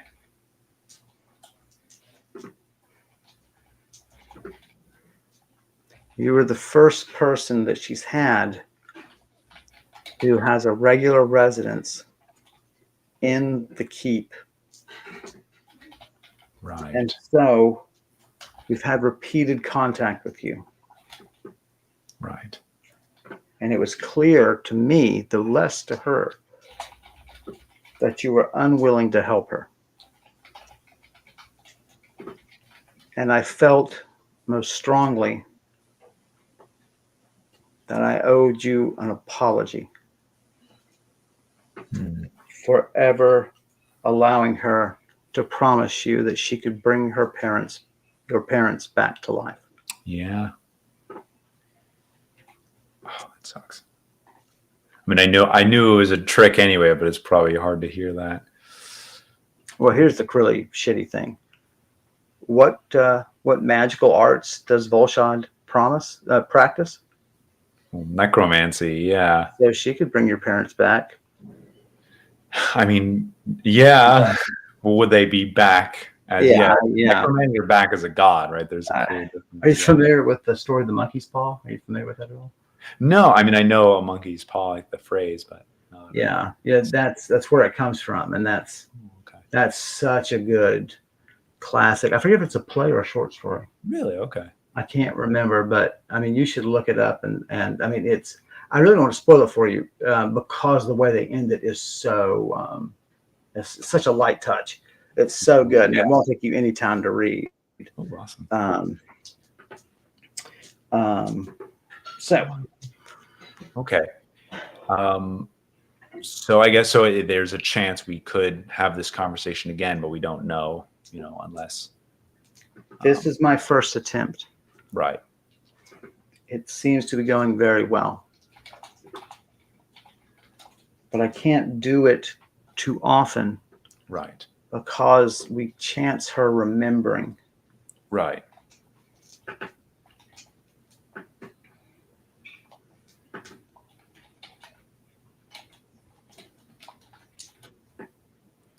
Too often.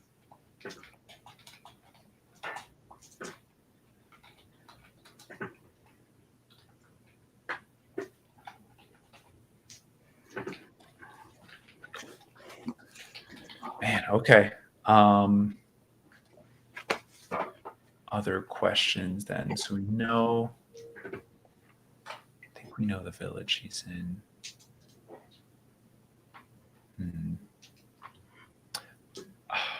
I guess I'll ask, how often is Volshad in the village? Do you know? I know she has left the village several times to meet me, but.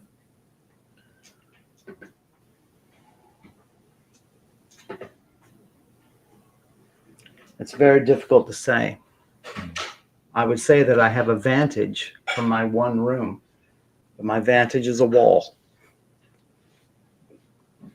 I do hear meetings going on upstairs from me, and generally those are with Volshad and some of her followers, some of whom do come with the jingle of armor.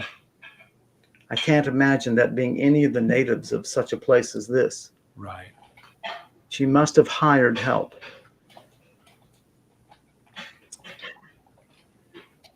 But I could say, just based on those meetings, maybe she's here half the time. Right.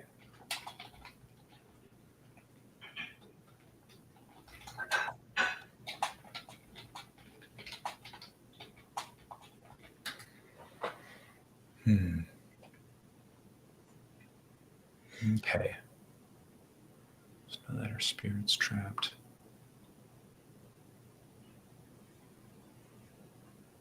Okay. I think maybe the next step for Brise is to bring this up with Fraldrim or another magical expert and see what if we can discern how to break this spell here. So I think that's all the questions I have for her. Wow. I guess I'll ask if we want to meet again. Should we agree on? Will you just reach out to me, or should we try to agree on a date? She has to be sleeping here in the village for this to work, so far as I know. Right. So it will be her schedule that will dictate when I can reach out to you. Okay.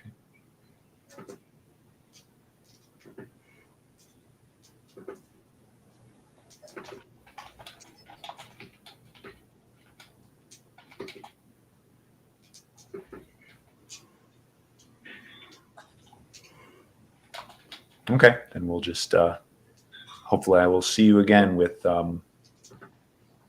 news of how we can move forward. But I just try to, the hopefully the gods are on our side. I'll do everything I can to bring this woman to justice. She reaches for you and clasps your hands, and she's clearly concentrating. You can see sweat on her brow, and the touch becomes realer and warmer. Wow. And more physical. And she says, I cannot ever express again how sad I am, how sorry I am that I was forced to tempt you with your parents' return. It's fine. It's no big deal. Maybe if you give me a few mithra once you're free, then I guess once she's free, she'll be dead. So. Exactly. I'll just got any buried with any gold? Wait, isn't that my motto? That once I'm free, I'll be dead. Isn't that I forget. That's anyway. Hilarious. Oh my gosh. Okay. So she clenches your hand again tightly. And she says, I'll do everything I can to make up for what I've done to you. And that starts tonight. So you let go, she lets go. She fades away. Volshad fades away. You feel like you're kind of back in home, like, I'm back in my own head. And you have a dream of such warmth and beauty and light, spending time with your parents. Oh man. And they are young and healthy and laughing. The dream is filled with light and food and dance and music.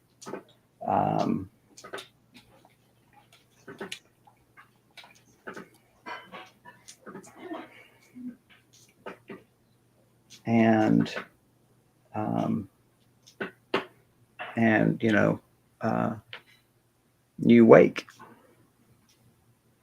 All right. Well, I think that's a good time to end the episode. 9:07. Wow, that's very cool. Well, there we go, gang. That is episode 112 in the books. We are going to have some more episodes, obviously, coming up. So we'll get those nailed down. Yeah. I guess next week is actually. We'll I guess we'll see, right? Because but we are going to definitely do some Decembers. We may try to squeeze in one more in November, right? That's what you and I talked about. And so we will post that and let everybody know. I've got one thing to confirm about that, and then we can post. And So I just want to thank everybody for hanging out with us tonight. And those of you watching later, I hope you really enjoy it, because I think this is one of our better ones, definitely. If you think we're doing a good job, and I sure hope you do, then hop to donorbox.org and send us a little love and help us keep streaming and pay for the various services and websites and things that we have to manage. If you want to hear more from Max, and I think he's well deserving of that, then you can hop to his YouTube channel. You see down there where he discusses the role of role of music in video games. As always, thanks to Elliot Dunovitz for their terrific character art that we use almost every session when we're not stalking around a set of ruins. You can find more of their work at artstation.com/Tortolua. And I've written a novel called A Shore Too Far, and you find that on Amazon. So please take a look at that. Max, say goodbye to these lovely people. Yeah, I hope you all enjoyed the episode. Hope you have a good Thanksgiving if you celebrate it. Yeah, just like Brise, like remember your family. Have a good time with your family. Have lots of food and enjoy however you spend that. So yeah, we'll see you all soon. Yeah, we'll see you guys very soon.